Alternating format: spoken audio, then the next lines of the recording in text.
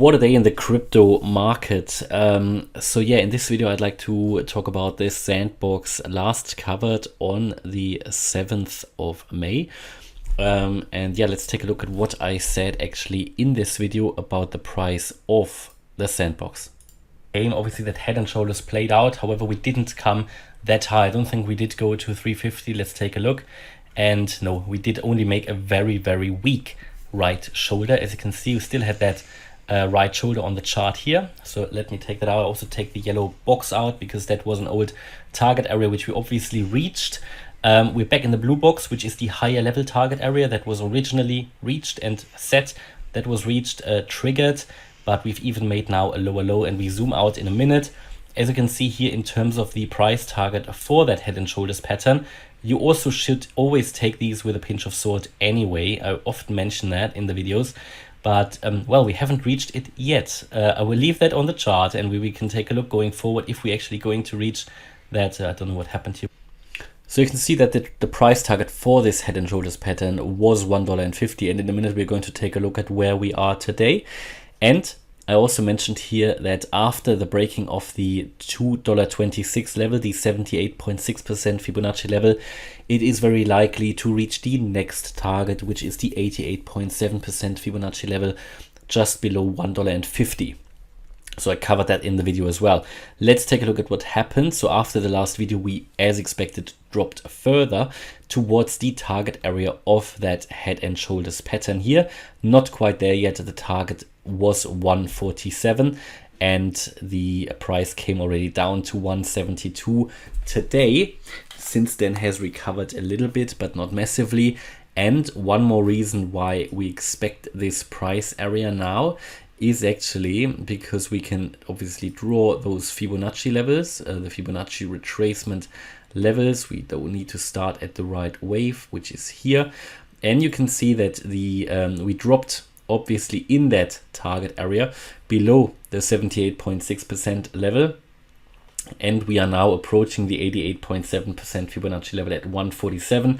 That is also exactly the price target for the head and shoulders.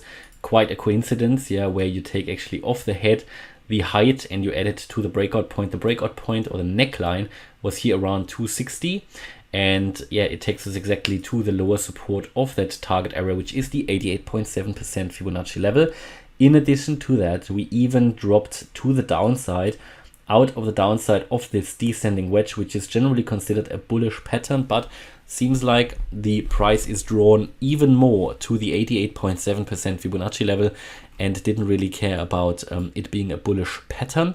So as I always say, when you break one fib level, it is very likely that you actually get to the next one. In this case, the 78.6% level is or was a very likely turnaround point in such a wave 2 correction. Now that we broke it, we can expect the 88.7 to be broken.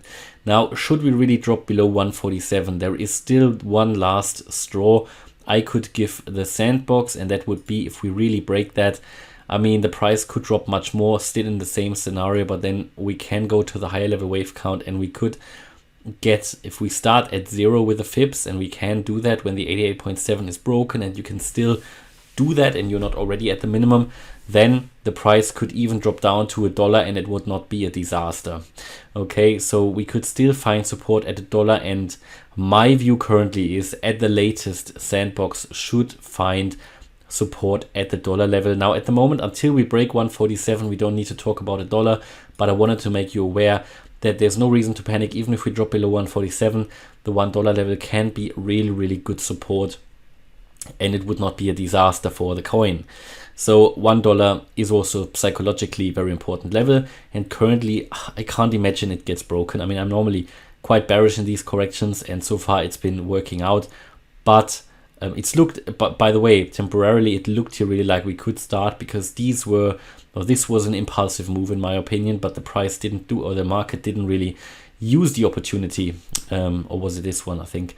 But anyway, that didn't work out, and we stayed below the trend line. You know, as long as you don't break the trend, you are in the trend. So as long as you are in a downtrend and you don't break it, you are in a downtrend, unfortunately. So it came down in the end together with the cryptos, and we reached the target area again We already reached the target area for the first time end of January here, but since we've obviously come much deeper into it, and yeah, at the moment I find it quite likely that we could even drop below 147, which was the target of that Head and Shoulders. But even then, we could extend the fips and could go, if you lose 147, the next target would be $1. Let's call it like that, okay? Afterwards, however, we can expect the price to reverse and to move to the upside. I think then we can get to new all-time highs in the next larger wave to the upside, but that is probably many weeks away, maybe even months, or probably months, that we actually complete that correction. Yeah.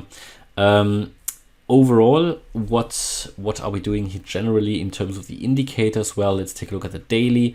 Here, still pushing further down. So again, no sign of reversal.